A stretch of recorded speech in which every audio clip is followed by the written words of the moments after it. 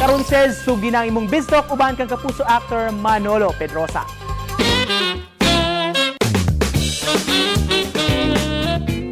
Usa sa mga kinaham ninyo na kapuso star ang atong makauban this morning mga kapuso. Walay lain kundi si Manolo Pedrosa. Mayong buntag Manolo. Welcome to GMA Regional Hello, good TV morning, Live. Miss Cecil.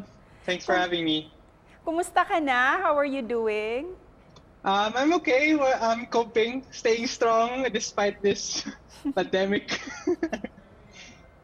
But you look well, ha? You look more relaxed Thank now. you. Oo. Syempre, in times of crisis, you have to find ways to maximize the time, become productive kahit papaano, and basically just maximize what you have right now.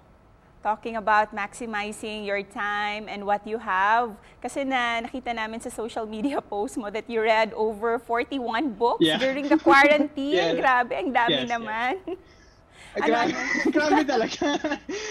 Kasi sa quarantine, wala akong magawa eh. Basically, I'm stuck at home, so the only thing I could think of is books.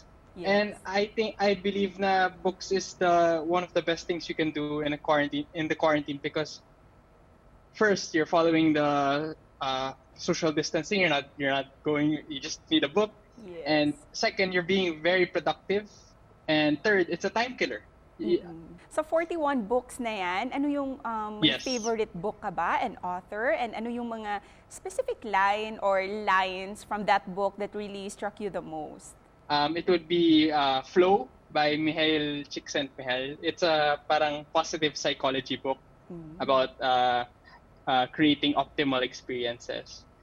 And yun kasi yung doon ako mahilig sa mga books na self-help na genre. Ano ang mga napag-reflect mo during the quarantine? May mga lessons ba ito na naidulot sa'yo, Manolo? I learned contentment na kahit anong situation, crisis man yan o wala, you have to be content with what you have right now and maximize your time, maximize what you have. I learned how to create systems na you stack habits. You, like example, the whole 4 hours in the morning reading, and then lunch, and then workout, and then you do it again and again para ma-reinforce yung system para maging automatic na para sa'yo to do it with less effort. So parang it's a way of being super productive while making it easier for you.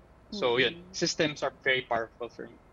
And Manolo, you also mentioned sa social media mo that you are an introvert. Totoo ba? Yes, super.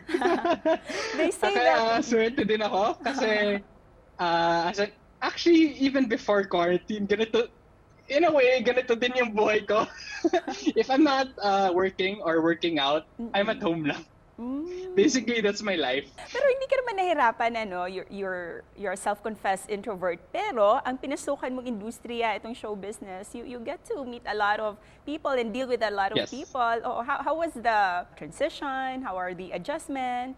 We live in an extroverted world. It's an extroverted industry. So, rare ang mga introverts sa industry. So, the way I see it, it's a rarity and it's a challenge for me to improve myself, to improve my social skills, and how to manage my energy, my social energy. So, challenge and actually a benefit for me.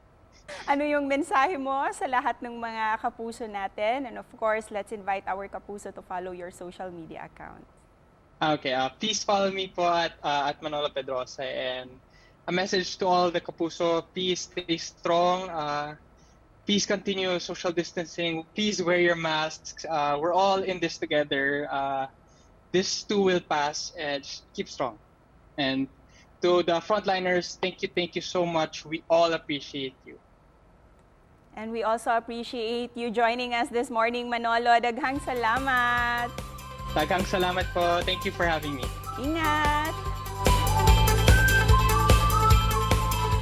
And that was Manolo Pedrosa, mga kapuso, nga mipaambit sa mga libro nga iyang gipangbasa karong quarantine ug hinaot nga kamo usab aduna usab kamoy mga nakuhang inspirasyon gikan sa atong pakihinabi kang Manolo.